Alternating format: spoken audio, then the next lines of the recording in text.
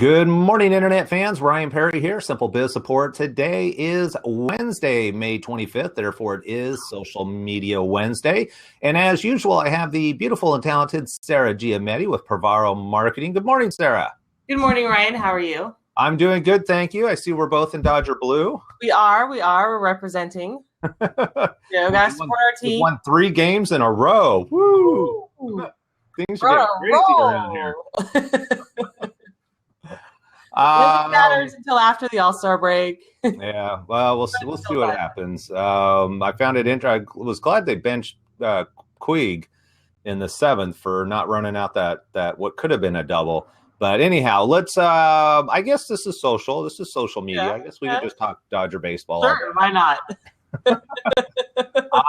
More specifically for the business owners out there who are interested in incorporating social media.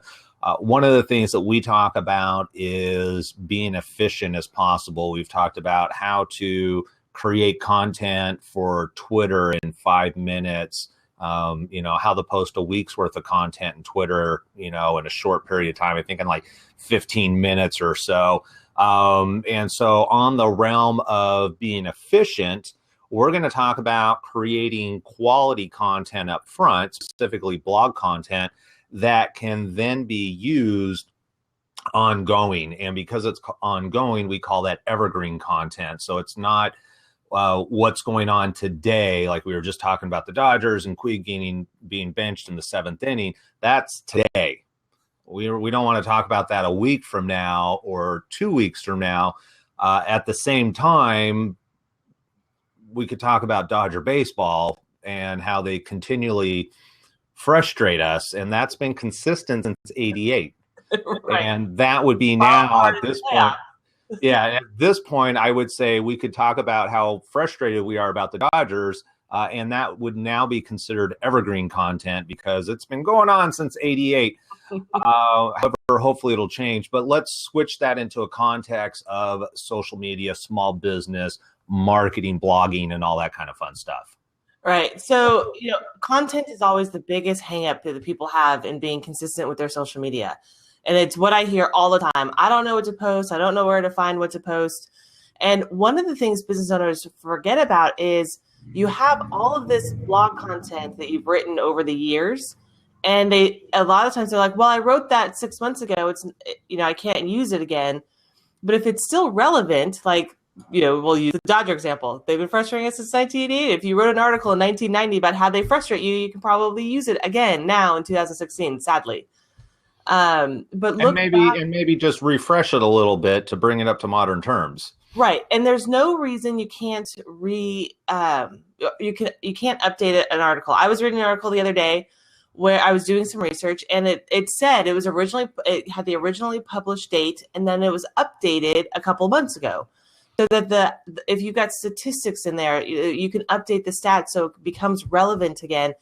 And here you are, you just have to update a blog article. So now it's modern and relevant again, and it's another piece of content you can use on your social media without having to dig up fresh content and go through writing a brand new article. Look back at the stuff that you've written in the last couple of years and see what is still relevant that you can still use as part of your content strategy. Because that can solve half of your problem.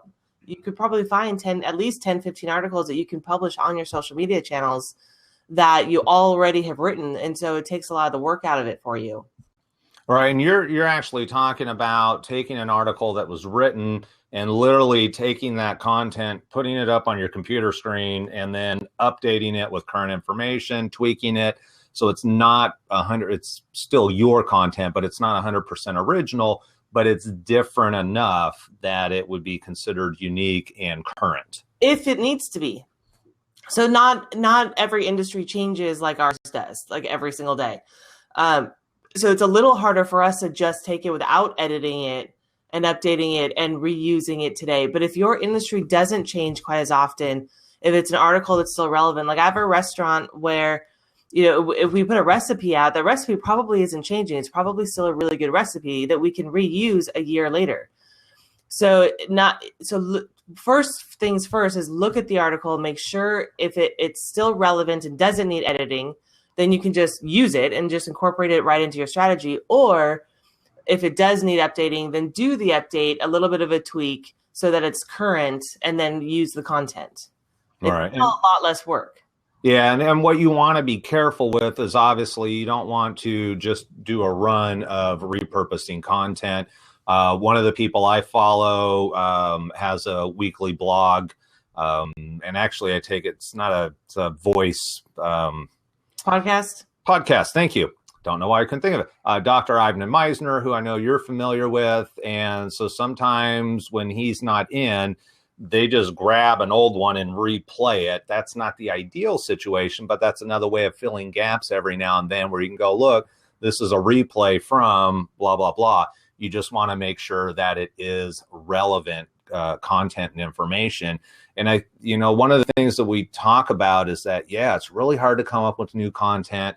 And one of my pushbacks all the time is it's a pushback and it's a how to look at things. Is Cosmopolitan, the magazine. It's been around since the late 1800s. It's obviously evolved quite a bit. But if you look at their front cover over the last 10 plus years, it's really the same content, just whatever's currently going on, whoever the latest celebrity is, who's, what the latest fashion color is, what the new styles are, the boyfriend and girlfriend and how to engage and deal and all this type of stuff. They're basically every single month are having to regurgitate the same content, and it works. Right. And so you don't overthink your content, and you've already spent time creating this content, or you paid somebody to create it for you, to have all this blog content or videos, whichever, or hopefully both you're doing. And you've already taken the time to do it. So look at it and see if it's something that you can use again, over and over and over again. It doesn't need to, unless it's super, super hyper relevant to that moment in time and it can never be used again, which is kind of rare. There's no reason you can't reuse that content over and over again. A lot of people think, well, I wrote it on December 1st, so its timeliness is over after the month of December. And that's not true if it's still relevant. And so go ahead and repost it, and don't take that one article and repost it every single month, but maybe 3 months later, post it again. And then 3 months later, post it again. And so you're posting it a couple of times over the course of the year, but not like you're shoving it down your followers' throats. Yeah, and I think one of the things you have to be careful is because it's not just going to be one piece of content. You should have multiple pieces of evergreen content that, again, they don't, your industry hasn't changed, so it's okay to reuse, especially on Twitter, because if you're going to be active on Twitter, you got to create a lot of content in there while you're actually engaging with your audience also. Having a marketing calendar is really important at that time, because if you have all the pieces of content that you need to publish on Twitter and on Facebook, wherever you happen to live, pick your social media channel.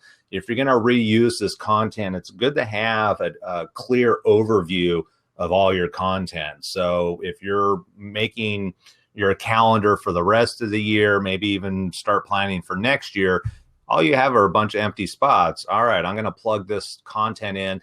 The other thing is any of your content seasonal?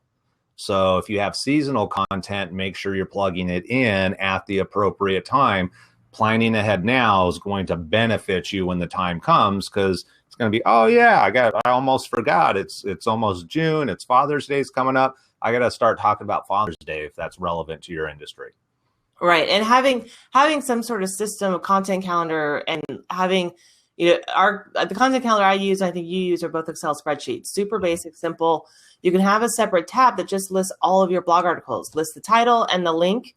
And that way you can look at it and go, okay, even if you figure out a way that works for you, but number it 1, 2, 3, 4, 5, 1, 2, 3, 4, 5. And so you do it in an ordered rotation, but that way you make sure that you're not using it too often. Yeah, very true. Very true. Other types of content doesn't necessarily need to be blog content, but there's a lot of people who are big coffee drinkers. And so, it's that morning AM rah, rah, rah about coffee.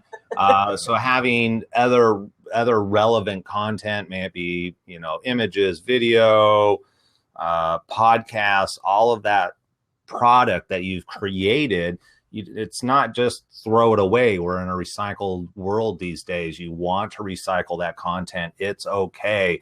And I think a lot of people feel guilty that, well, if I'm not creating something new,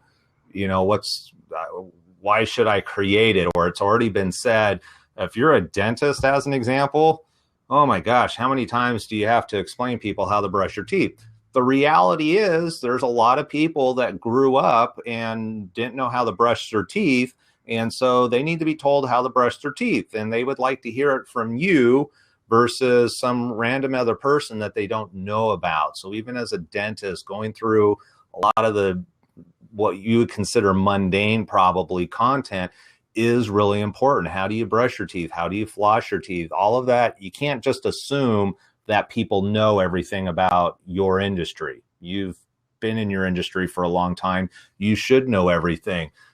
I always take it back, second grade level. If we can comprehend it at a second grade level, that's what we want to talk about to the audience. Well, newspapers are written for, I think it's a third grade or eighth grade. It's written for an eighth grade level. And there's a reason for that. And so you want to make sure, take the terminology out. Don't be too industry speak. But you took the time to create this content, and you're hopefully in your social media, it's consistently growing.